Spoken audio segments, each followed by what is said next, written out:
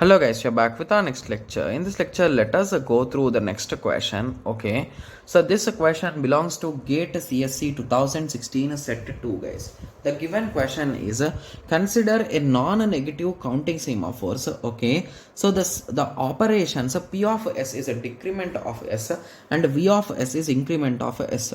So during an execution, 20 P operations, that is a nothing but S is equals to minus 20 and then 12 increment operations have been performed in some order.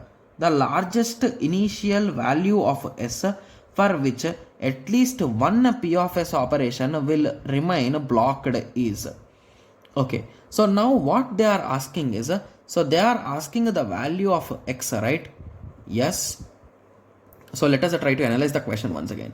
So consider a non-negative counting semaphore. The operation P of S decrements S and V of S increments the S. So 20 P of S operations and 12 V of S operations are issued in some order. Okay, so they are asking the largest initial value of S for which at least one P of S operation will remain blocked is. Okay, so to be clear, they are asking the value of this X guys. Okay, so we clearly know that they are saying there should be one blocked one, right? Yes, so if they are talking about one particular blocked one, what are they clearly expecting from us guys? Okay, so they are trying to say that there is a one blocked semaphores, means indirectly the final value of the semaphores is a -1, right? Yes. So the final value of semaphores will be -1. So with this analysis, I think we can directly calculate it, right?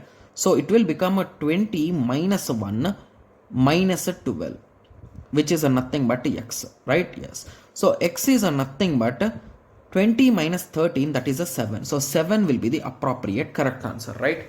Yes. So this is a quite interesting question because he asked in a different way, right?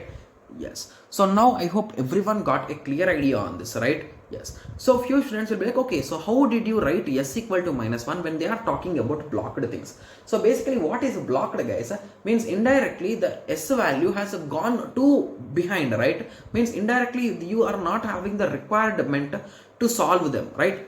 Yes. So if there are 10 blocked, the value will be -10. If there are 100 blocked, it will be -10, -100. So as it is only one blocked, it is -1. Got it?